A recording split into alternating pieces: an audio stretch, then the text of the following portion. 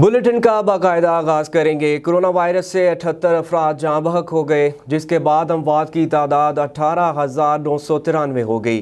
पाकिस्तान में कोरोना के तस्दीक शुदा केसेस की तादाद 8,61,473 हो गई।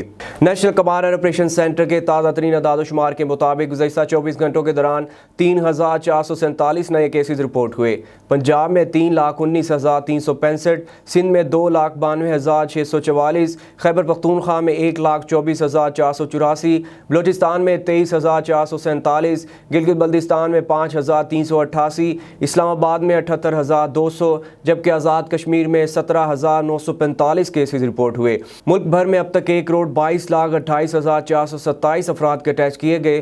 गुज़श्ता 24 घंटों के दौरान 37,756 नए टेस्ट किए गए।